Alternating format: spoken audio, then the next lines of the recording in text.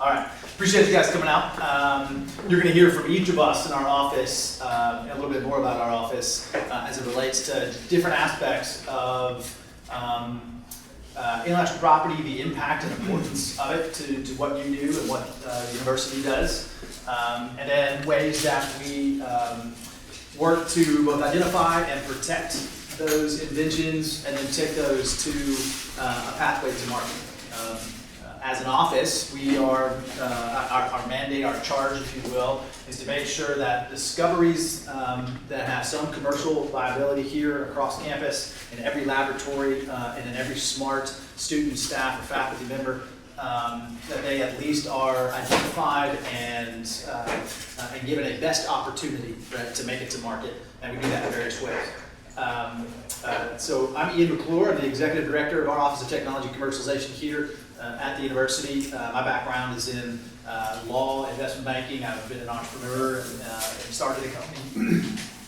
And you'll hear today how we sort of touch on a number of things. We actually see ourselves as an investment bank, a law firm, an accounting firm, an advisory firm. We do a lot of different things. And we've got a full team, only a part of which are here today to do these things. So just to walk you through quickly about what we're going to talk about, but before I get into this, let me take a little show of hands. How many in the room are pre-docs, post-docs? One faculty? All right. Has anyone in the room been through our invention disclosure and IT process? Has anyone here commercialized anything that they've created? Okay, good. So this is completely new. Who thinks that they understand kind of commercialization and kind of the process, what it means at all? Okay, all right, good. And to be honest, what we do, we work hard to try to help a broader understanding of what it is that we do. So I'm glad that we can be here to share some of this with you guys. I'm going to go through quick just the why question. Why is this important to you, to the institution, to the economy, both local, national, and worldwide? We'll get into the IP development process. How do you know when you have something that is potentially protectable or IP or that has commercial value? We'll go through the process to protect that. What is patentable? A little bit about our commercialization process. We won't dig into details. I teach an entire course called the Law and Business of IP Management through our Yankee College Business and our law school. Also open to graduate students across the entire campus. So if you want to know more about anything I talk about today, we dig in deep for about 12 weeks in that course. And then we're going to end with some other win-win programs that we focus on as an office. A couple of things that we'll focus in on with some of my colleagues who have come with me today are confidentiality and material transfer. So when you get into collaborative research, how do you know, how can you best protect your proprietary data, information, and ideas, and how we work with you to do that. And then how do you actually disclose to us your invention in a manner that we can help protect it. So a few background things. I love data. And I want to get quickly into kind of trends. Now this is actually an old slide. I've used this. I need to update this. This is data from the Association for University Technology Managers, or AUTUM. It's the Professional Association for Technology Transfer Office Professionals like us at every institution across the country. I'm actually on the board of the association. We collect this data every year. But today's data reflects about the same picture, and what I want to impress upon you here is that so research expenditures and disclosures in this case being inventions disclosed that result from funded research, those have both increased at a very sort of equitable pace, so about 5-6% over the last 10 plus years. What's important about this slide though is your two far bars on the left show that while those two things, research and disclosures, have increased at 5%, patents and licenses, which is the instrument that we use to transfer patentable ideas, technologies outside of the university to companies, whether startups or established companies. So licenses and patents have both increased at a much higher pace. So this can tell you about the importance and the trend that we're in here, the importance with which universities look at this type of activity. And the increasing kind of R&D hub that universities represent to corporations and the overall economy. But let's look at that, maybe just not as, that tells us a snapshot year. This is 2015 over 2014. But just to prove that this is a long-standing trend, I'll show you the red line. So there's two red lines. I know there's a lot going on here on this slide. The bottom red line is GDP. So this little guy here. This is GDP, so gross domestic product, which is the indicator that economists use to show how our economy is doing. So over time, you can see how our economy is done. But if you start around 1975, so Industrial Revolution took us through about that period. 1975, you can see our GDP kind of creeping up a little bit. This top red line is patent filings relative to GDP. And so, we're kind of going around this Industrial Revolution. We're kind of on a similar plane. And at this point, you can see patent filings explode and increase at a much higher rate, right, than GDP. What does that tell you? We're now in an innovation economy. This means that patents are more important to our economy than they ever have been. And that's continuing. This little bar graph over that same period of time right behind it is actually a really neat study that I helped do with an investment bank a number of years ago, which was a study of the S&P 500. This is the 500 largest public companies in our economy. And it was to look at their securities filings, and basically in 1975, only 17% of the value of all of the 500 largest tech companies in the country was attributable to intangible assets. So 83% of those companies, the value of those companies was real estate, infrastructure, equipment, things like that. Well, we've done a complete inverse now. So in 2010, over 80%, now it's actually 86%. Of our S&P 500 is attributable to intellectual property, tangible assets, brand, and reputation. So, that's just to impress upon you this stuff is important. I'll get into why it's important specifically here. These are overall numbers of the stats that our Association for University Technology Managers have collected. Since 1980, which is when the Bayh-Dole Act was enacted and allowed universities to actually own the intellectual property that resulted from federally funded research. Prior to that, the federal government owned it all. These are some of the economic impact numbers, right? So we've got 85,000 patents held by universities. Over 12,000 startups have been created and spun out of universities with those technologies. We're up to $4 billion now in revenues created by those technologies. Everything from drugs to devices to plant-based technologies, lots of things. We're now over 4 million, we're actually about 4.5 million jobs that have been created by those startups. So huge economic impact out of that. But let me get into the details of, and this is painting a high-level umbrella type picture of what we do, but how we do it. This is to show that not everything gets licensed. Not everything that we think has commercial viability that we actually patent ends up actually making money. This is a study of sort of out of all active licenses at our university. We've got about 135 or so active licenses. Only about 39% on average are revenue generating. In our case, it's less than that. We're at about 30% of our licenses actually bring us money. So 70% we're still in the waiting process. The technology is still being developed. And then less than 8% of those actually generate more than $1 million. For us, that would be zero. We don't have any that generate more than $1 million per year. We have some that have generated almost $10 million over a number of years. So, here at UK, we're very similar. So it's a volume game, right? And that's what I want to impress upon you is that the race is real and it's more shots on goal is what matters. Because a lot of this stuff is very early stage, basic research, and it's actually hard to tell at the very beginning when we evaluate things whether there is a market potential for a technology. In a lot of cases, these technologies won't actually be in market for 10, 15 years. So, of things that come through this university invention portal, 1 of 6 really gets licensed. In our case, it's about 1 in 5. Of VC-funded compounds, only about 1 in 100 end up getting approved. Roughly 1 in 10 venture-funded investments becomes a hit. I think it's a little lower than that actually now. And then beyond that, so even if you get approval and you get VC-funded, doesn't actually mean you're going to sell as well. So, we're in a funnel, and then the shots on goal matter. And I'll get to why it matters in a minute for the ones that do succeed. This is another thing that we're up against. Patent costs are high. We have a patent budget here at the university in the millions. We end up writing off a lot of those expenses because things don't generate the revenue we thought it might. And the other thing that we're sort of captive to is that the patent costs are front-ended. So we actually pay on average a lot of those costs up front. We can spend up to $50,000 or more, even up to $100,000 in some cases for patents to get them filed and all the way to issue. It's about a 1 to 5 year process to get patents issued from when you file them. So this is why every decision we make to file a patent, we consider an investment decision. If we're actually going to file a patent and commit $10,000, $15,000, $25,000 in each case, and last year we filed 95 patents, we view it as an investment decision. So the process I'm about to talk you through is one that we take pretty seriously, and how well we can do the evaluation is important to the university and its budget.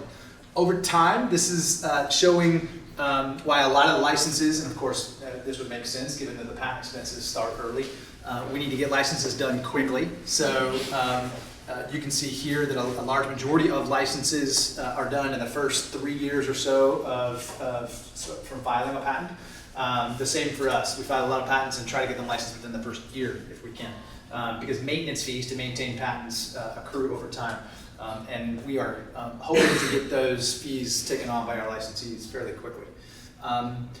The big winners take a while to actually return revenues. Now I showed you the number of licenses that end up returning revenues. It's also a long time to wait sometimes for revenues. In this case, the 4 largest revenue generating licenses took between 4 and 10 years to generate revenues. For us, this is pretty standard actually. Our that produces the most revenue for us. It's produced almost 10 million. Took 7 years, I think, before it actually became commercial and return revenue. So those are the dynamics. But here's why it's important, right? This is sort of who wins, and you see some schools up here you might recognize, some others that you might wonder why they're on the list. But over 200 million in some cases generated on annually from the wins, right? Northwestern has returned over $1 billion from its Lyrica drug, and so you can see the incentive to pursue this type of activity for the university, because that $1 billion gets returned back into research. And then we've got, you've got your New York universities, Columbia, that does a lot of great work, and we know what they do, and then a school like Ohio that has no more than 50 million, I think, in research expenditures, but they return 10 million a year because of one device that they invented that turned into a blockbuster type product. And that 10 million per year has accrued to about 80 million over time that they've turned into some pretty neat research infrastructure on their campus.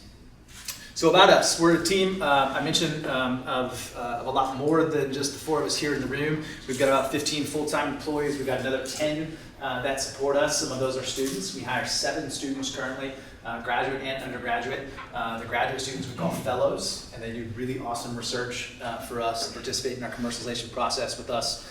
We are divided amongst 3 teams, what we call an intellectual property development team, a commercialization and licensing team, and a new ventures team. So our new ventures team is 100% focused on startup creation and assisting our startups. UK has a portfolio of about 68 startups that are out there in the world right now, and we help them take steps forward, fundraising, building teams and boards, and anything they need to get them to a point where they're actually generating revenue. This is the momentum that we have. We're in a really interesting and a fun time for UK as it relates to commercialization. The team that I just showed you, of 15 people, is the result of a lot of growth over the past 3 years. Since 2016, you can see that these arrows here represent percentage increase over the annual numbers from 2016.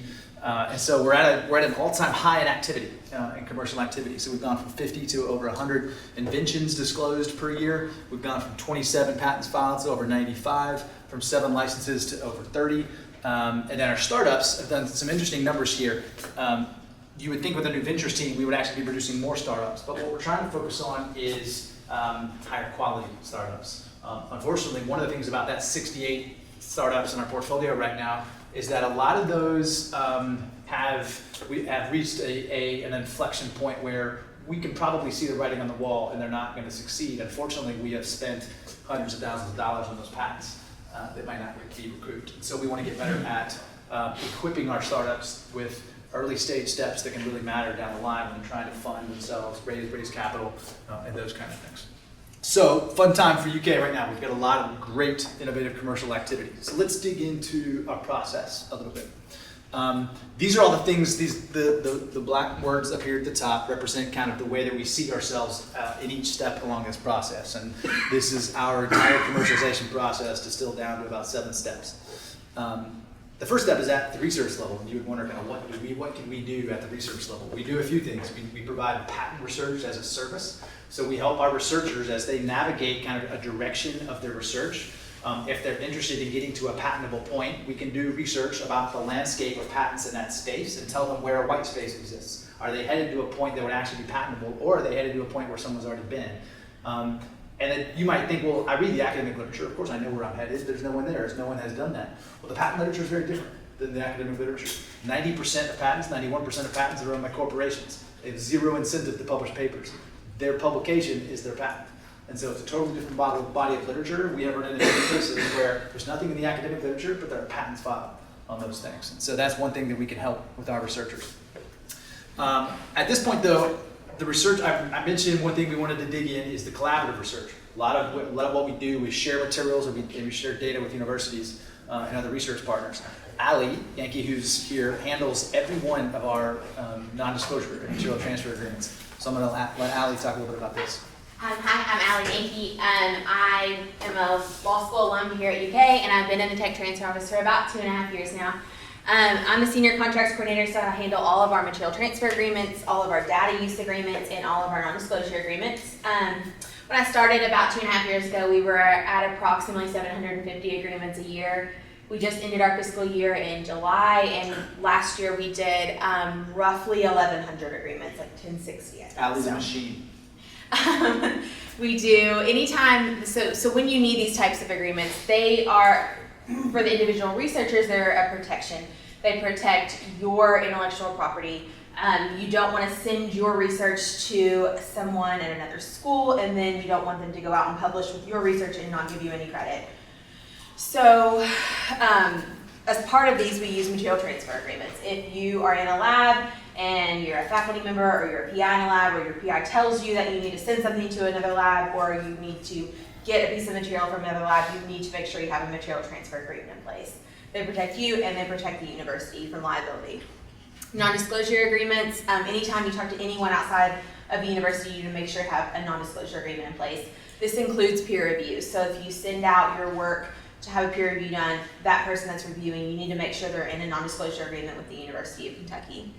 And then finally, as far as timeline for submitting agreements, you need to make sure that you reach out at minimum 2 weeks before you need an agreement done. Some of these agreements go back and forth multiple times with other parties for negotiations, so that we can come to terms that both our institution can agree to legally, and the other institution can agree to legally. As far as when you need these agreements, anytime that material leaves or comes in, you need an agreement. Anytime you're talking to anyone outside the university, you need an NDA. And I passed out some flyers that talk about data transfer agreements. They're also outside if you didn't get one, but that PDF kind of talks through when you definitely need a data use agreement, when you might need a data use agreement, and when you're free to transfer data without a data use agreement. So I think those are very helpful. But if you have any questions, just feel free to reach out to me. So what's neat about the representation of Allie's work, and every one of these numbers up here, every one of these numbers represents a collaboration, right, between the university and somewhere else. We're doing tons of collaborative work. Every MTA represents, we're working with a researcher or an institution or a company outside of our university. We're sharing stuff. They're giving us feedback, or they're sending stuff to us. So that's neat, and the fact that keeps growing shows that the University of Kentucky is more and more collaborative. Unfortunately, it's not all of our collaborations. Every one of our collaborations should get one of these agreements done, but they don't all. And here's the case that we all cringe at. There was one collaboration that happened without a proper NDA in place, where an idea that was developed here was actually transferred out to a large corporate that sneakily turned that into a product without the right agreements in place. That product sold about $450 million worth, and we should have received about $25 million of that and never have seen a penny, unfortunately. So that's everyone has sort of a horror story, but that's the story I love to tell because we love to protect ourselves. Yeah.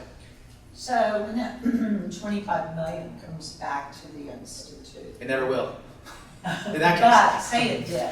Yes. On anything, where does that money go? Yep. Great question. So we have a waterfall distribution. So the way we incent this type of work, we incentivize this effort, disclosing these things, working with our office, is because 40% of the money that returned to us goes right to the inventors in an individual capacity. We've cut checks for I think over 12 million now since 2010 to inventors, and we want to cut more. I mean, that's so 40% goes to our inventors, 20% goes to the department, 20% goes to the college, and then the final 20% is retained by the UK Research Foundation to support offices like ours. So we love to say that since 2010, we've cut checks to UK faculty and staff of more than $12 million, and we've also cut checks to our colleges and departments of an equal amount. And that's how we incentivize this. That's how this flows back into more of this type of activity. Good question. Next step in our process, the disclosure, and how does this work? So we've made some efforts to try to make this as easy as possible. It's not a cumbersome process. It's about a 4-page document. It's linked on our website. It's an interactive PDF. You describe who your inventor is, what funded the research. Was it federal? Was it state? Was it a company? What agreements relate to it? Who the inventors are, and then describe the technology. That initiates our evaluation process. As soon as we receive this completed form, we start to dive in.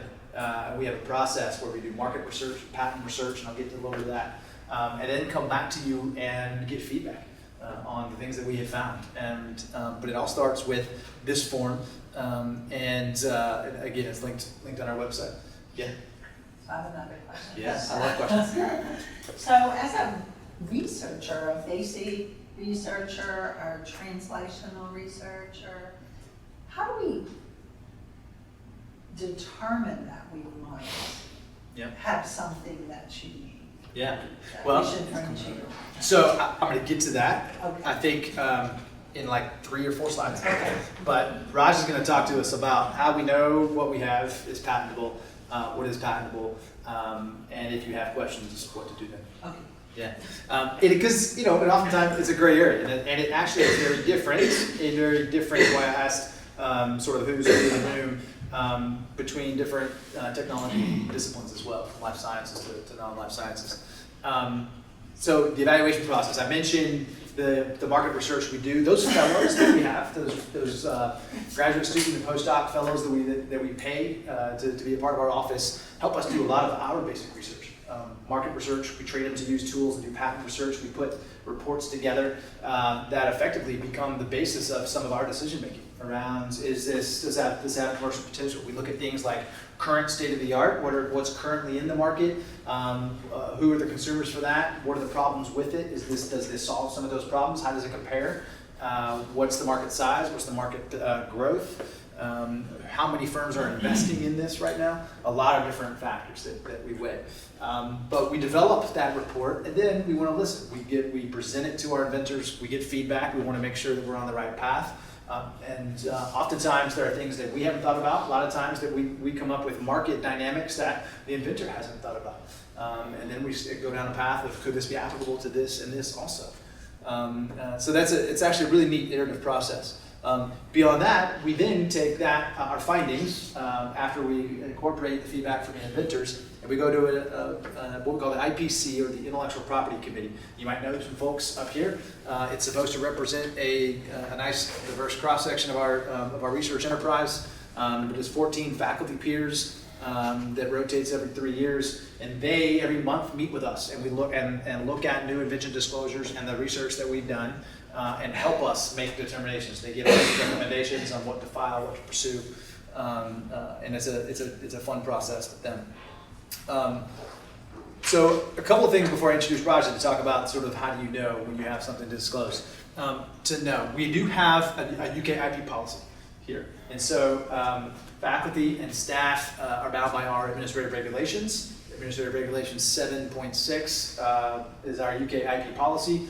And it does obligate that if you discover something using UK resources, that it is disclosed to us. So there's an obligation to do it. It doesn't always happen. We'd love to say it did. But just to let people know that you do have an obligation to actually bring something forward to us if you do think you have a discovery. Importantly, though, there was a case at Stanford a few years back. It became a legal case called Stanford v. Roche, where inventors or faculty at Stanford actually had invented something. Stanford did not have a formal employment kind of agreement that said Stanford owns your IP, and they worked with Roche. Roche took the ideas, and actually, even though that Stanford assumed it had a work-for-hire doctrine, because they had administrative regulations like that, like ours in place, they just didn't have a formal sort of I hereby assign employment in their employment agreement. It went to a huge successful product, and the court decided that without the I hereby assign language, Roche actually owned it. Stanford didn't get any attribution or ownership or other recognition for it. So we have a first step. Who here has been through our new IP training video? Has anyone received this? Is this the one where it talks about the federal funding? Yeah. Yeah, so this is about. So we developed a little video. So new UK employees. So if you're on a grant currently, then you got a link to try to complete this. And every new UK employee now has this as required training, onboarding, orientation. It's a short video that explains our IP policy, why it's important, if you receive federal funding, the requirements to disclose it to us, because we don't want to end up in the Stanford v. Roche case. So those things are important. This speaks to a little bit about the distribution waterfall I mentioned. And then the main thing is use of UK resources. So that's a great area of language. We try to be flexible about this. Sometimes just because you're a UK employee and you invent something doesn't mean you've used UK resources. We do have things that are invented in people's garage, and that's fantastic. And the UK shouldn't have anything to own about that. But it's not sort of UK owns it and takes it, because we have the distribution back to you. There is monetary incentive. We do pay for patent expenses, lots of other partnering, basically all the services of our office to help develop a startup, to do lots of things with it that otherwise you might not have, sort of almost your free transaction advisory firm. I'm going to bring up Raja. Raja's going to talk about specifically the question you just asked about patentability, what's patentable, and how it actually is complementary with the publication process. So first, to just introduce myself, I'm Raja Krishnan. I'm a Commercialization Manager in the office. My responsibility is the portfolio of inventions coming from the College of Medicine and the College of Pharmacy. So I come to this building quite often, and the other medical school buildings, and as well as the Todd building next door to meet with faculty. My previous experience is in the pharma industry, so I worked there developing new products and commercializing them. I've also had experience working and consulting for different startups. So before we get into this timeline, one thing that I get, like a common question that I get from academic researchers is, well, we need to, focus on publications. We don't have time to focus on filing inventions or patenting. One of the things I want to reiterate is that this is not a mutually exclusive process. Filing the invention disclosure report form that Ian showed you before and doing publication. They can be done simultaneously. So a good, detection mechanism or signal for when you should start thinking about whether you have an invention or something is patentable in terms of timing is when you get to the point where you and your co-authors are preparing a manuscript or have a draft manuscript, let's say, and you want to submit it to a journal. At that point, you can reflect upon that and think, well, is there something patentable here? We have an invention, and I'll speak about that in the next slide. But that's the point where you talk about it, and if you realize that you might have it, even if you think there's an inkling of a chance that you could have something, then I would suggest filing that invention disclosure and attaching this manuscript that you already have drafted. So you attach that manuscript to the invention disclosure, fill out the general information, including a little bit about the technology, and you could refer it to this draft manuscript. So that's my recommendation. So these are kind of the steps in the process that you see here. So the first is disclosing the invention in that report form to our office. Then we go through an assessment process and a market assessment.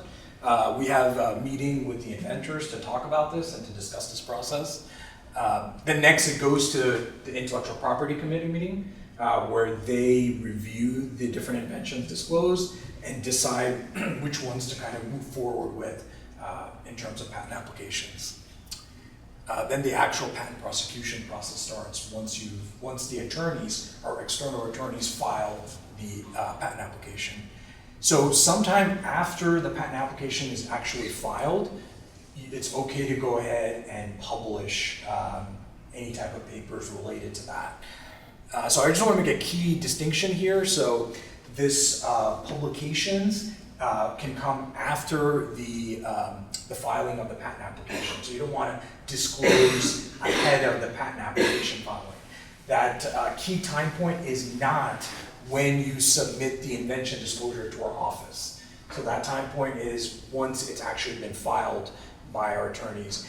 And the reason I say that the time to look at an invention disclosure is when you're about to submit for a paper is typically when you submit a draft manuscript, it could take, 3 months, 4 months. So that window of time is sufficient. It should correlate to the time it takes us to file, actually much sooner than that, to file a patent application.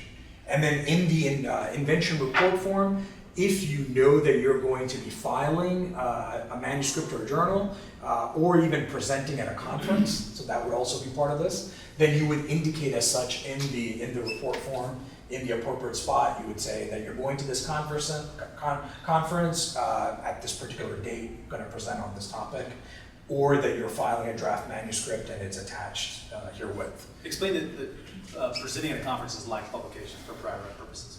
That's important information.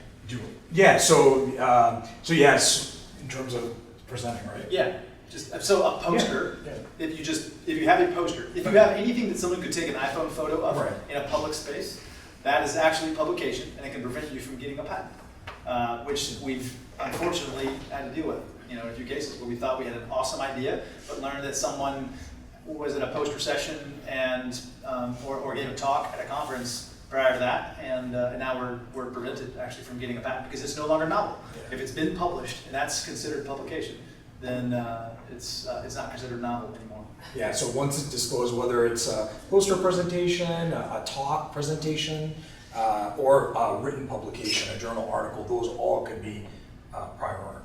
So I want to make sure I understand this. So if I publish my data and there's some intellectual property in there, it's no longer patentable.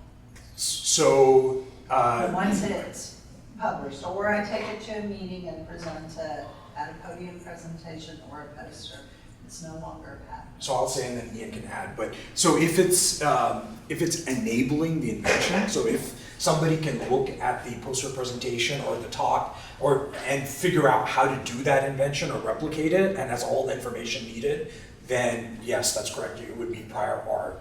So it has to be enabling. But if not all the information is there, then there could be an opportunity to still patent it.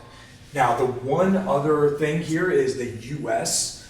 Versus the rest of the world has a grace period within the U.S. So just the U.S. So if you have disclosed that and published that, there's still the opportunity within 1 year of that disclosure to still file patents within the U.S.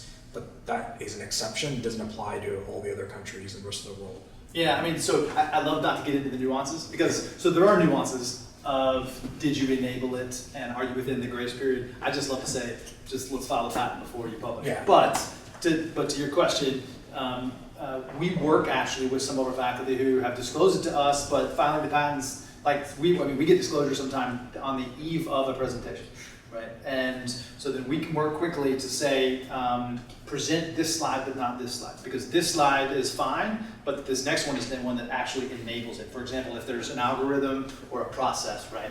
You can, on one slide, present the steps of the process, but really if the true invention is that the steps of the process are in a certain order, we want to leave that out, right? That's what actually enables, right, the invention. So we work with our faculty on how to hide certain things that might not actually preclude you from getting to the patent. What if it's in a federal grant application? That's problematic. I mean, that's why we like to file first. I mean, normally, if it's federally funded, and the application of the abstract, in some cases, gets published, right? Right, 'cause they put it- That's happened to on us. report. Yeah. That's happened to us, where an abstract has been enabling Yeah. as to the invention, and it's prevented us from getting a patent. Yeah. Yeah, it's careful. So they're not mutually exclusive. It's Yeah. important though, because we want to file first, and it's a temporal relationship. So if it's a sequence of steps where disclosure to us first allows us to file the patent. By the way, filing a patent is private, and so when we file a patent, nobody knows. It's not. This is another misconception we need to get over. It takes 18 months for anything we file in a patent to actually become published. So we can file the patent. No one knows anything. No one sees anything. It's still private. Then you can publish. You're the first one to show the world what you've done. But we have that filing date. So that goes back to that point that I was saying, to recommend looking at that right before you are planning on publishing or going to a conference. That's the best timing to file an invention disclosure if you even think you have something potentially patentable, or at least contact somebody in our office to have a meeting to discuss whether an invention disclosure should be filed at the minimum. So what can be patented? Let's talk about what it actually is patented. So patent is not, the main thing here is that the patent is not your right to, doesn't give you the right to necessarily practice that particular invention that you created. It's excluding other people or other entities from practicing that particular invention. So what I mean by that, a really, really simple example, so I'm going to use more of the pharma space here for this simple example, but if you have a company A that has a particular compound, drug, that's being used to treat, let's say a certain disease A, and that's patent protected, that compound and the treatment of that disease. But if you, separately, another entity, another company, comes up with that same compound can be used for treating a different disease that hasn't been disclosed previously, you could file that for a patent application, and you could get a patent on it, but you can't practice that because you're being blocked by the patent owner of the actual compound. So, if that makes sense, so you're actually being blocked by that until that compound patent expires. The patent expires, you wouldn't be able to practice. So in that particular case, what you'd have to do is you'd have to go back to that other company, the first company, and say, we would like to license that compound so that we could practice our invention. So, and then the patent lifetime is 20 years. Yeah. So what if you have a generic drug that you're using in a mouse model of disease? You don't actually have the data in human yet. But you've created the idea that this generic drug has efficacy for an indication. Is that patentable? So if it's something that hasn't been previously disclosed, so if it's completely new, and yes. So if it hasn't been disclosed previously, and in terms of the data, I know that's also a big question that I get, and there's like a little bit of a gray area, but in terms of the data required, at least definitely at the provisional patent application stage, which I'll talk about next, but you don't need much data to do that. You might have some in vitro data even. So, but later you would need more data. But you can't apply for a federal grant with that idea unless you've submitted it. And you can't generate the data for that idea until you have funding to do those studies. Yeah, I mean, so if you know you're going to go after a federal grant, so you have the idea, you need to prove the concept, and you need the grant to fund that testing. We would encourage you to disclose the idea to us, and if we think the idea is good enough, even if you haven't proven it, right? You don't actually have to prove something out to file a patent on it. That's another misconception. It's an idea, it's got to be novel, it's got to have utility, and you have to be able to describe, it's called enablement. You have to be able to enable somebody of ordinary skill in the art to read and sort of practice it if it would actually prove it out. So yeah, you would disclose to us, we would file a provisional patent probably, if we thought it really had commercial potential, and then you would go get the grant. We could even help write a letter of support to say that, and we have filed a provisional patent around it. Let's say I get a drug from a pharmaceutical company X, and I have to have an MTA, and so I get the MTA. Isn't it often, I'm gonna be honest, I've got MTAs with Pfizer. They probably have language in that MTA that says that anything I generate, I cannot patent. Yeah, most of our MTAs where material is coming to us to use will state that the material is still owned by the original institution. Anything that we develop depends on whether we've modified the material or not. But we like to still create new inventions that might have been created using the material but don't actually incorporate the materials. We try to differentiate between inventions that necessarily continue to incorporate the material, or are just created by using the material, but are actually totally different derivative modifications. And that's a negotiation that Allie does every day. A Pfizer probably holds tight to some positions on that, whereas we have more leverage with some smaller companies. So yeah, so going on to the patent life, it's 20 years from the time of filing the patent application. So what is actually patent? Like, what is patentable? So you got a couple different legs of this. One is that it needs to be novel. It needs to be new and novel. It has to be useful, do something useful, and it can't be something that's obvious to a person that's in that particular. It's called person skilled in the art.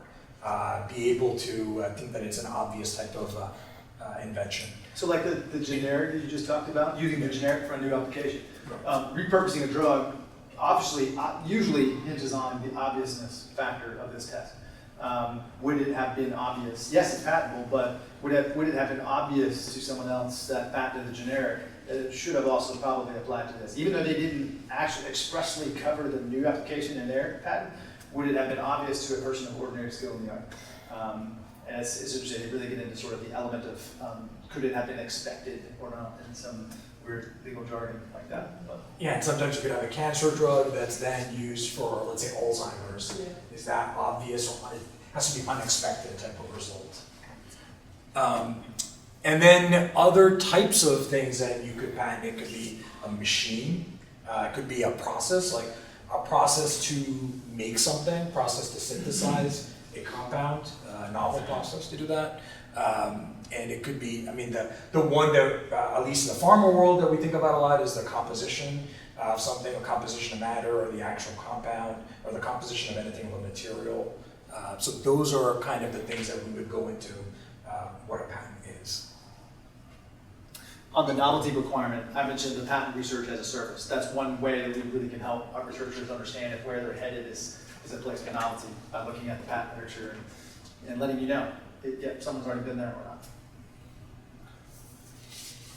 This shows the overall timeline of the patent application process. So our strategy, you have obviously the conception of the invention, then you've got, we do a general patentability search and see if it's patentable, and then you file what's called a provisional patent application, and we've mentioned this a couple of times, and that's, in layman's terms, it's a very simplified application, so it doesn't need to necessarily have detailed claims and the data supporting those claims in this application. It can just be sometimes a description of the invention with the attached manuscript, the same manuscript that you use to file the invention disclosure. So it could be as simple as that. That's kind of it, and it's not reviewed. So the patent office does not, at that point, review the details of the contents. It's kind of used to secure your place in the line to be reviewed eventually. So you kind of hold that spot. And then you have that 1 year. And so what our office likes to think of this 1 year is that, so it's two things. It serves like two purposes, maybe more. One purpose is for the inventors and researchers to get more of that data that they need to eventually substantiate the more detailed claims that we would need in what's called the non-provisional application, which is more of the full-blown application. So that's the one thing that the 1 year could be used for. The other thing is our office, in combination with the inventors, we try to go out and at that point talk to industry, talk to different companies, and try to gauge what their interest could be in this type of technology get feedback, and a lot of times that feedback is useful for the inventors in terms of guiding their further research, figuring out what other studies that they need to do. So it's really helpful in that sense too, but it also gives our office and the inventors an idea of what the potential is in the market for that type of invention. So, and this is the US utility, that's about, you get another 1 year for that. In between, before that, we call it the conversion time comes, there's the 18-month period from when you filed the provisional patent application, and as Ian said, that's when it gets disclosed. So your patent application gets published to the world, everybody can see it at that point. And this is not to be confused with a patent being issued. So this is does not mean that your patent claims have been accepted and you have the patent now. That doesn't mean that. It just means that your application has been published to the world for everybody else to see and build research off of. So at this point, the 1 year from the provisional, we have to make a decision to file this non-provisional based on the more data that you've accumulated since when you filed. And you could file a US utility application or non-provisional with all the detailed claims, or you could file a PCT global application. And what that means is it gives you the further opportunity to apply patents into individual countries, whether it's countries in Europe or Japan or China. And you don't have to apply right at that moment to the select countries. You get another window. You get a window of 18 months or a total of 30 months from where the provisional was filed. So you get another 18 months to decide which countries you want to file those individual applications. So this is very beneficial because it's a very expensive process to file individual applications in all these countries. So for us, the two biggest decision points are to enter into that 12-month provisional period or not, and then at the end of that period, whether we file the full utility application or not. And what we're looking for within that 12-month period are one of two things. Did you actually come up with the data that proves the concept that we thought, that we hoped you would have at the beginning of the provisional stage, or have we found a potential partner out there that is willing to either license this and take this on, or invest in it so we can start a startup and push it through that way. Yeah. So does all this data go to a patent, the US Patent Office, the data that supports the application? It does, yes. Yep. Yeah, the Patent Office has mountains of data, right? That process is not only just a confidential process, but an attorney-client privilege process, because we'll have our counsel doing this for us, our patent attorneys. And it's important. One of the things that I've missed actually on these sort of why would you do this, I know that I talked about the 40% that gets returned, the monetary motive, that's nice. Two stats that are really important from a couple of really neat empirical studies that have been published. One of which is faculty that file patents on their inventions are 26% more likely to be cited in their publications on those same discoveries. And also, faculty that file patents, in addition to publishing, are 12 times more likely to be cited in the top 10 of their peers. So they're 12 times more cited than their peers for those that actually file patents. So pretty compelling reasons why you would actually do this in addition to publishing your paper. And it's just an awesome thing to have on your resume. I don't want to bog you down with too many detail-oriented questions, but I guess I know that there's been a lot of debate about different types of genetic manipulations, whether that's something that's even patentable. But what about a mouse model?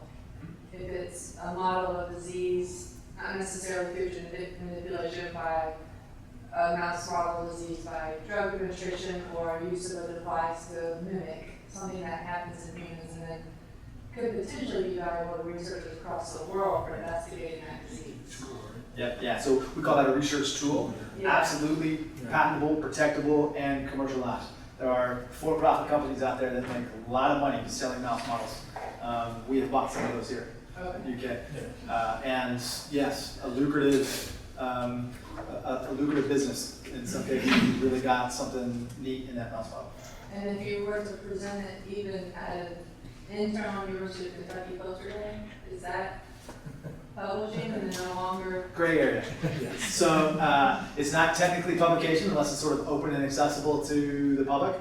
The problem with that is it's been borne out in a couple of cases where if somebody can take an iPhone photo and put it on social media, then it's publication. So we kind of stay on the safe side of, even though it's internal, it might accidentally become publication because someone might think, hey, this is neat, take a picture, send it to a friend, they send it to someone else, and now it's out there.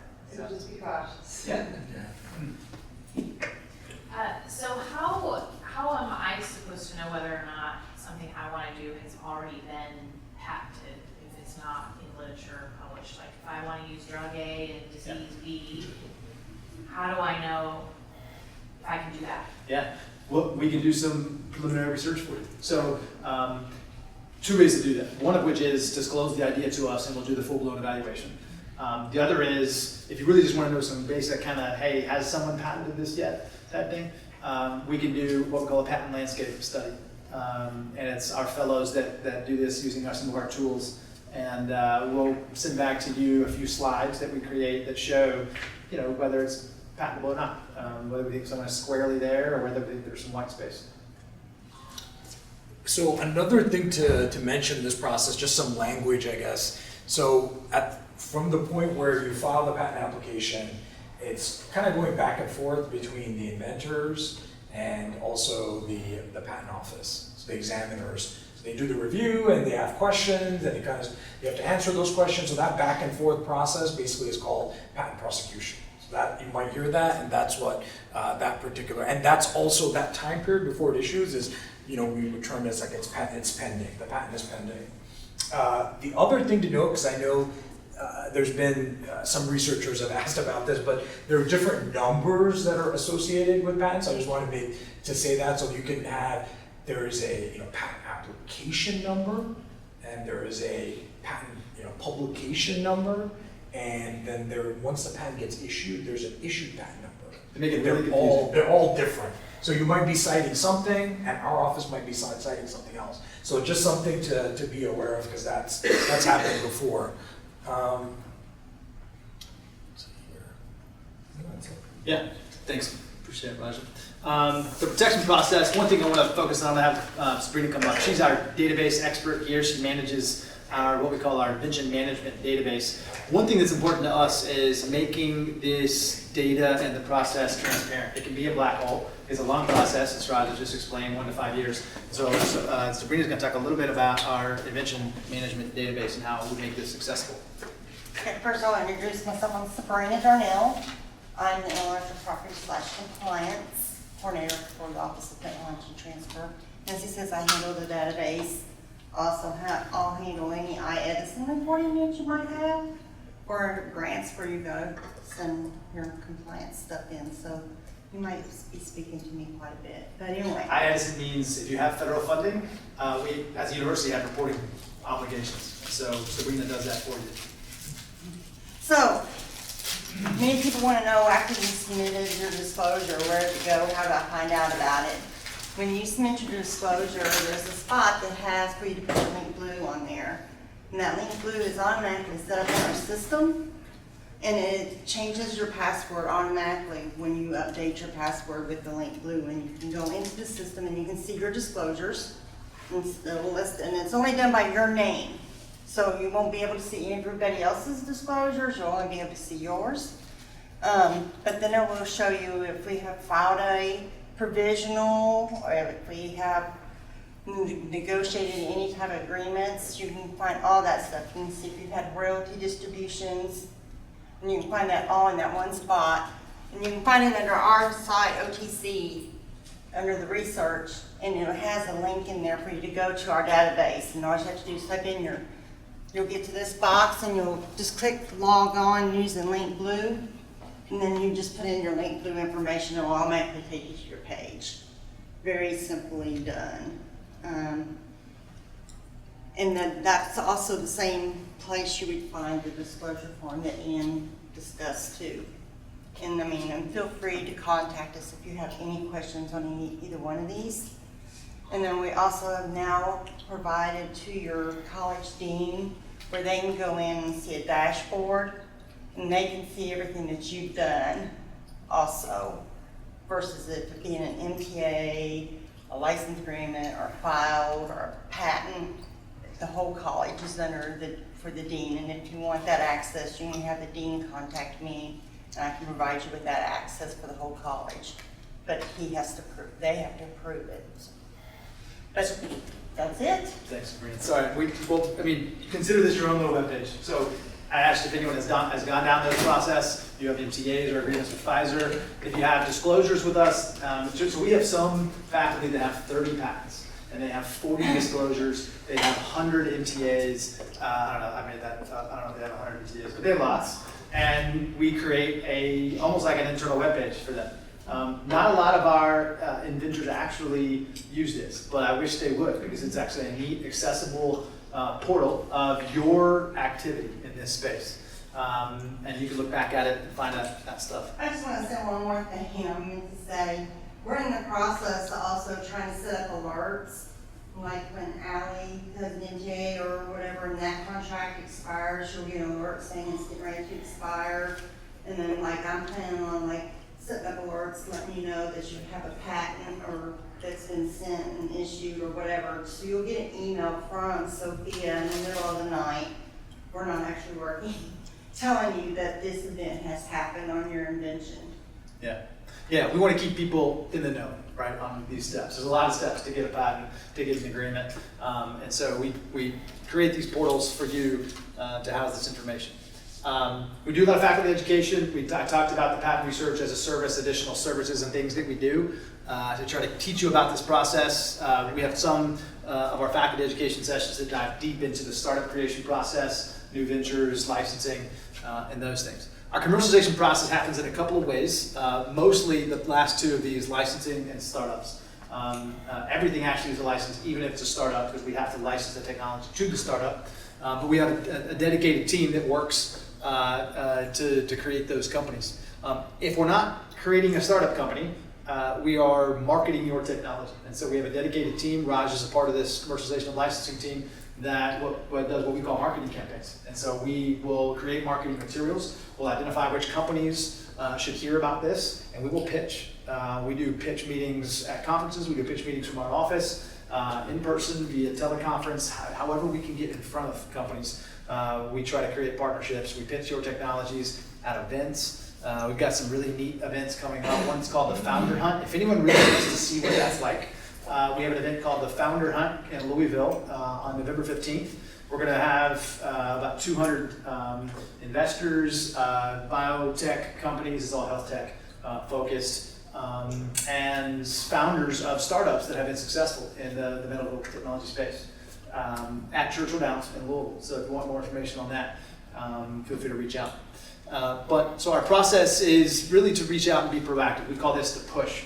And so we push your technologies out in many different ways at conferences. We go to Bio every year and do pitch meetings. And then we have the pool. If you haven't seen this, if you want to know what kind of technologies do we even have here at the university, we have an entire publicly accessible research searchable database of every UK technology that's still available for partnership, for license.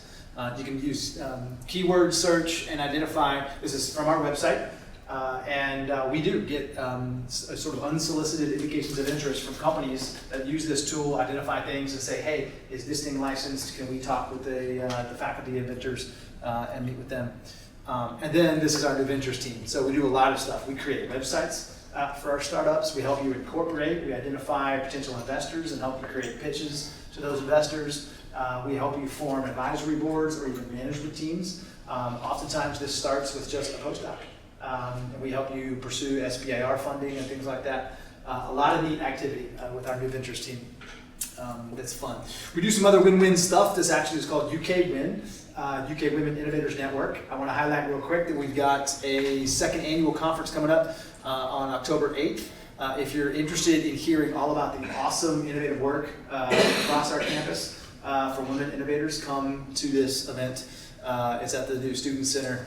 We've got an awesome keynote speaker, Angelique Johnson. She's was a faculty inventor. She is now the CEO of a really neat startup out of Louisville. We also have an event every year called Patent Palooza. This is our sort of signature event. We celebrate once a year in March with a big to-do, open bar, food. The president comes and says some words. It's just a celebration of innovation. So we highlight every patent that's been issued in that year. We highlight every license that's been done, every startup that's been created, and it's been a big kind of fanfare thing. This year, we may even have the Wildcat come and play a role. And then this year, we also launched a new event called UK Entrepreneur Showcase, where we have actually invited the most successful UK alumni entrepreneurs. So UK alumni that are out there in the world doing awesome things with startups, starting companies, selling them, having exits. We've got lots of talented alumni out there. So we invite them back and they come hear about our startups and then vice versa. They actually present to us on their successes and we highlight a few really successful ones. If you're interested in either of those are the dates. Those are both on the same day. We do one earlier in the day, one later. So it's one big sort of celebratory day for us. And then I mentioned the last slide, our fellows program. If anyone in this room is interested, I'd love to talk to you. This program has been fantastic for us. We've graduated 16 fellows now. These are all graduate students or postdocs. We pay you. You spend 10 hours a week with us. We teach you the ropes. We train you. You do real work with us that really helps impact our office and helps us make informed decisions around what to license, what to patent, how do we partner, and then we make it fun. We treat you like staff. You come to all our staff meetings, and then you participate in some of our off-campus stuff, licensing meetings with companies and things like that. And these are just a few of our current fellows who are all awesome and doing cool stuff.